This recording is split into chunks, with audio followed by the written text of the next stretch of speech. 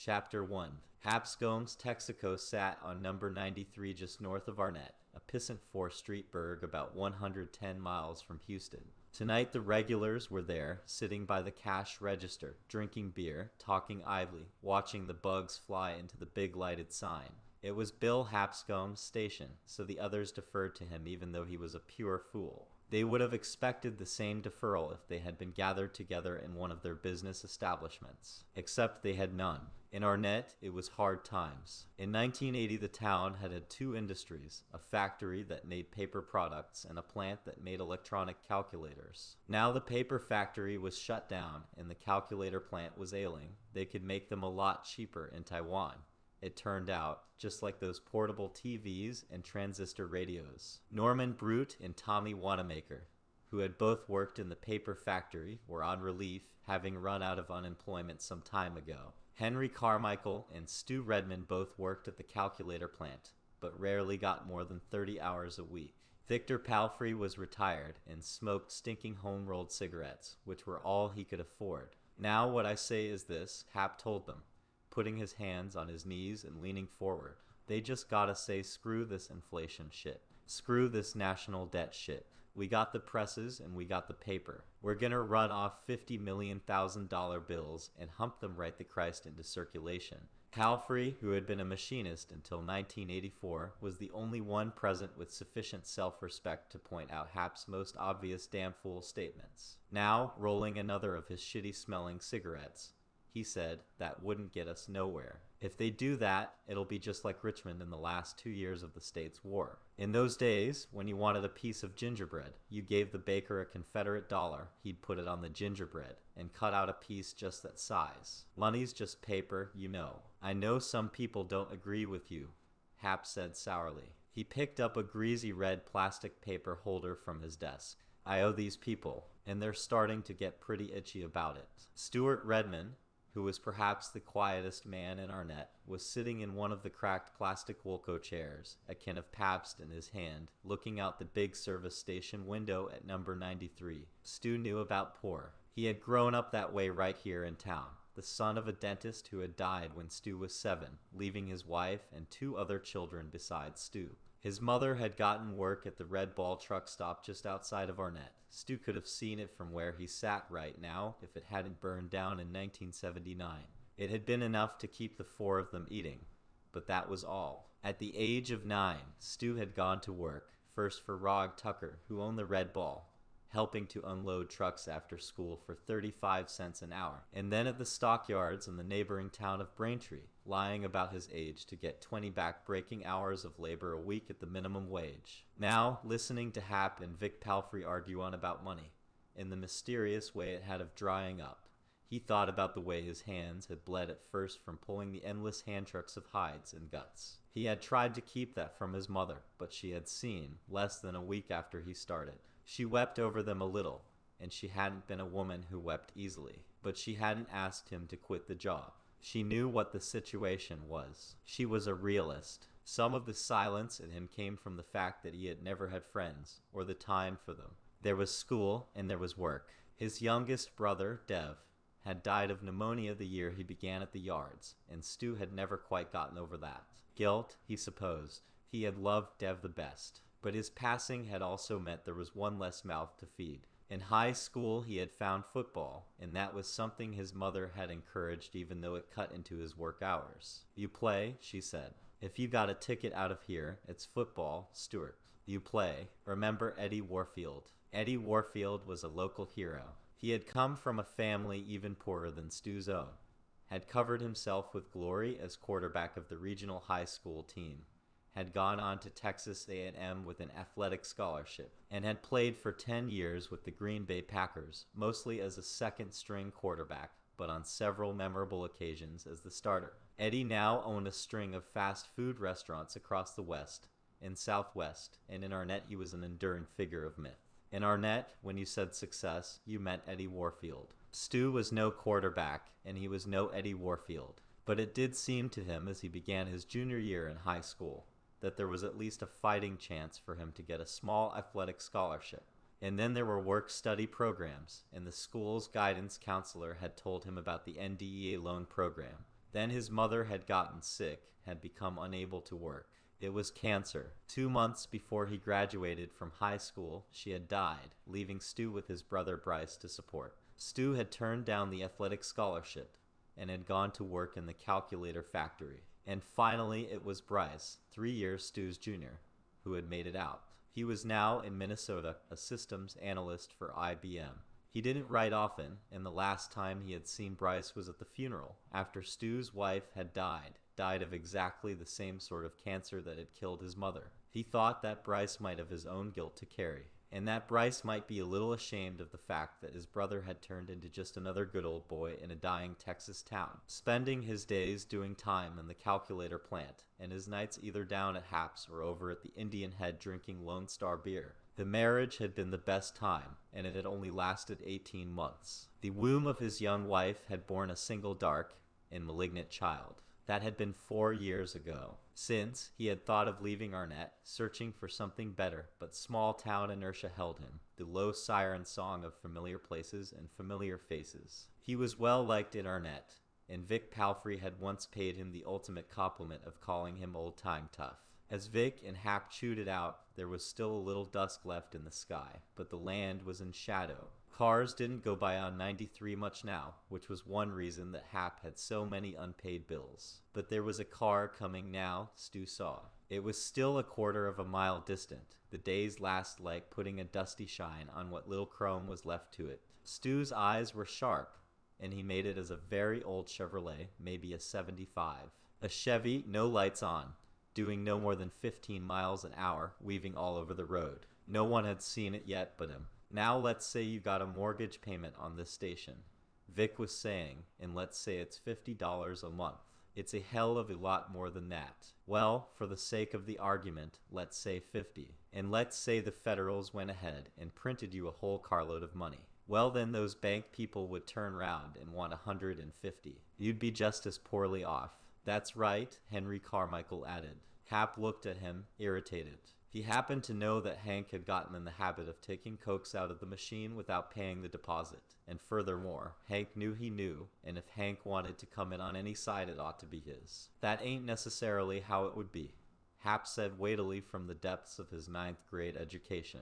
He went on to explain why. Stu, who only understood that they were in a hell of a pinch, tuned Hap's voice down to a meaningless drone and watched the Chevy pitch and yaw its way on up the road. The way it was going, Stu didn't think it was going to make it much farther. It crossed the white line, and its left-hand tires spumed up dust from the left shoulder. Now it lurched back, held its own lane briefly, then nearly pitched off into the ditch. Then, as if the driver had picked out the big lighted Texaco station sign, as a beacon, it arrowed toward the tarmac like a projectile whose velocity is very nearly spent. Stu could hear the worn-out thump of its engine now, the steady gurgle and wheeze of a dying carb, and a loose set of valves. It missed the lower entrance and bumped up over the curb. The fluorescent bars over the pumps were reflecting off the Chevy's dirt-streaked windshield, so it was hard to see what was inside. But Stu saw the vague shape of the driver roll loosely with the bump. The car showed no sign of slowing from its relentless 15. So I say, with more money and circulation you'd be. Better turn off your pumps, Hap, Stu said mildly. The pumps? What? Norm Brute had turned to look out the window. Christ on a pony, he said. Stu got out of his chair, leaned over Tommy Wanamaker and Hank Carmichael, and flicked off all 8 switches at once, 4 with each hand. So he was the only one who didn't see the Chevy as it hit the gas pumps on the upper island, and sheared them off. It plowed into them with a slowness that seemed implacable, and somehow grand. Tommy Wanamaker swore in the Indian Head the next day that the taillights never flashed once. The Chevy just kept coming at a steady 15, or so, like the pace car in the Tournament of Roses parade. The undercarriage screeched over the concrete island, and when the wheels hit it, everyone but Stu saw the driver's head swing limply and strike the windshield, starring the glass. The Chevy jumped like an old dog that had been kicked, and plowed away the high test pump. It snapped off and rolled away, spilling a few dribbles of gas. The nozzle came unhooked and lay glittering under the fluorescence. They all saw the sparks produced by the Chevy's exhaust pipe grating across the cement, and Hap, who had seen a gas station explosion in Mexico, instinctively shielded his eyes against the fireball he expected.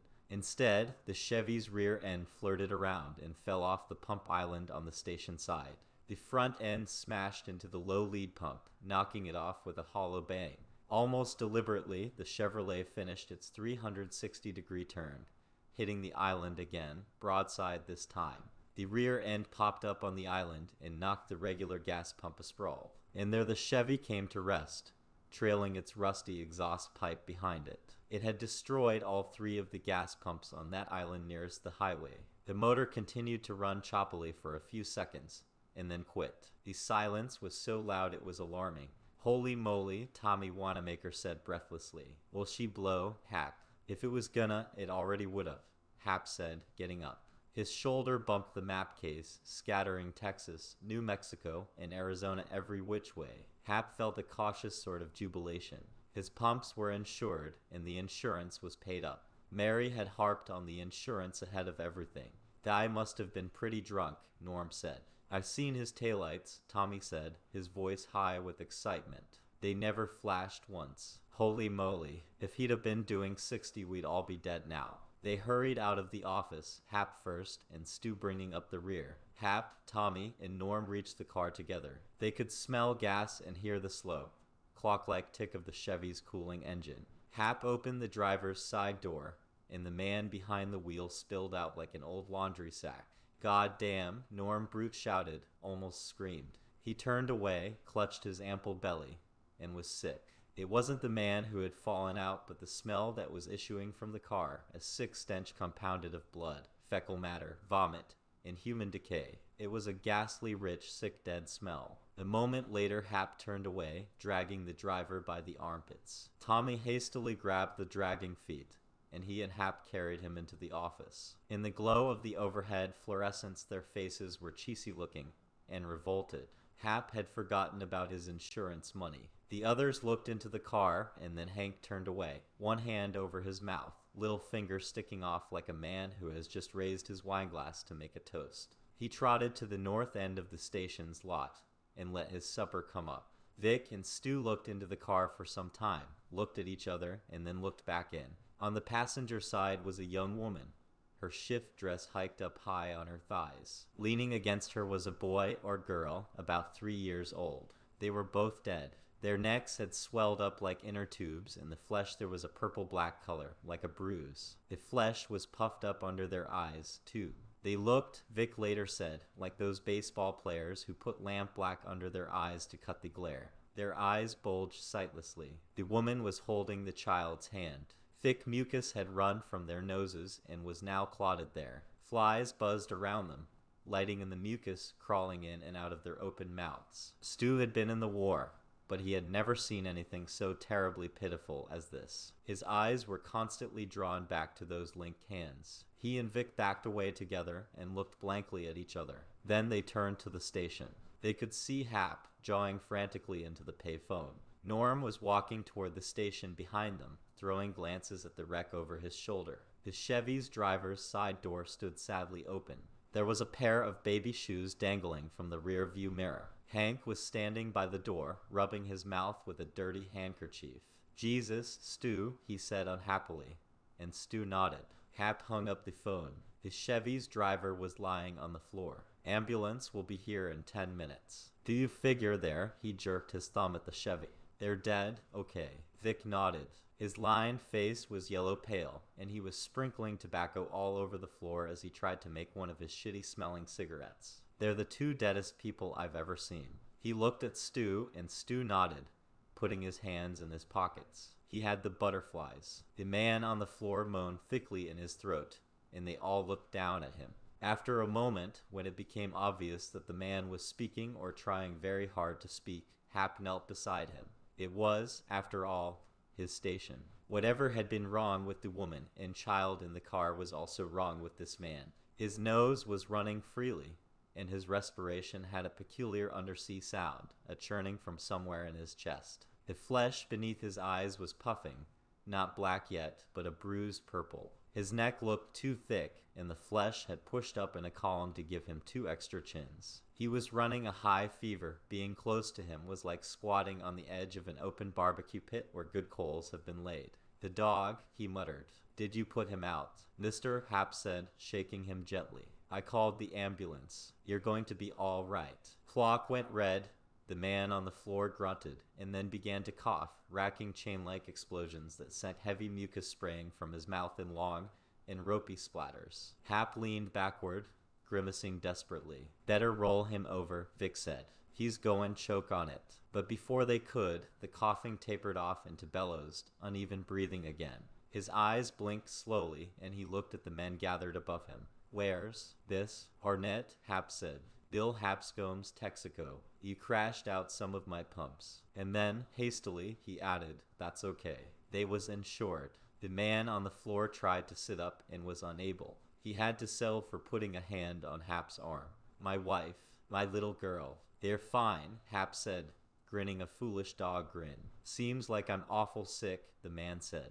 Breath came in and out of him in a thick, soft roar. They were sick, too, since we got up 2 days ago. Salt Lake City. His eyes flickered slowly closed. Sick. Guess we didn't move quick enough after all. Far off, but getting closer, they could hear the whoop of the Arnett Volunteer ambulance. Man, Tommy Wanamaker said. Oh man. The sick man's eyes fluttered open again, and now they were filled with an intense, sharp concern. He struggled again to sit up. Sweat ran down his face. He grabbed Happ. Are Sally and baby Levon all right? He demanded. Spittle flew from his lips, and Happ could feel the man's burning heat radiating outward. The man was sick, half crazy. He stank. Happ was reminded of the smell an old dog blanket gets sometimes. They're all right, he insisted, a little frantically. You just lay down and take it easy, okay. The man lay back down. His breathing was rougher now. Happ and Hank helped roll him over on his side, and his respiration seemed to ease a trifle. I felt pretty good until last night, he said, coughing, but all right. Woke up with it in the night. Didn't get away quick enough. Is baby Levon okay? The last trailed off into something none of them could make out. The ambulance siren warbled closer and closer. Stu went over to the window to watch for it. The others remained in a circle around the man on the floor. What's he got, Vic? Any idea? Happ asked. Vic shook his head. Dunno. Might have been something they ate, Norm Brute said. That car's got a California plate. They was probably eaten at a lot of roadside stands, you know. Maybe they got a poison hamburger. It happens. The ambulance pulled in and skirted the wrecked Chevy to stop between it and the station door. The red light on top made crazy sweeping circles. It was full dark now. Gimme your hand and I'll pull you up out of there. The man on the floor cried suddenly and then was silent. Food poisoning, Vic said. Yeah, that could be. I hope so, because... Because what? Hank asked. Because otherwise it might be something catching. Vic looked at them with troubled eyes. I seen cholera back in 1958, down near Nogales, and it looked something like this. 3 men came in, wheeling a stretcher. Happ, one of them said, You're lucky you didn't get your scraggy ass blown to Kingdom Come. This guy, they broke apart to let them through. Billy Vereker, Monty Sullivan, Carlos Ortega, men they all knew. There's 2 folks in that car, Happ said, drawing Monty aside. Woman and a little girl. Both dead. Holy crow. You sure? Yeah. This guy, he don't know. You going to take him to Braintree? I guess. Monty looked at him, bewildered. What do I do with the 2 in the car? I don't know how to handle this, Happ. Stu can call the state patrol. You mind if I ride in with you? Hell no. They got the man onto the stretcher, and while they ran him out, Happ went over to Stu. I'm gonna ride into Braintree with that guy. Would you call the state patrol? Sure. And Mary, too. Call and tell her what happened. Okay. Happ trotted out to the ambulance and climbed in. Billy Vereker shut the doors behind him and then called the other 2. They had been staring into the wrecked Chevy with dread fascination. A few moments later the ambulance pulled out, siren warbling, red dome light pulsing blood shadows across the gas station's tarmac. Stu went to the phone and put a quarter in. The man from the Chevy died 20 miles from the hospital. He drew one final bubbling gasp, let it out, hitched in a smaller one, and just quit. Happ got the man's wallet out of his hip pocket and looked at it. There were $17 in cash. A California driver's license identified him as Charles D. Campion. There was an army card and pictures of his wife and daughter encased in plastic. Hap didn't want to look at the pictures. He stuffed the wallet back into the dead man's pocket and told Carlos to turn off the siren. It was 10 after 9.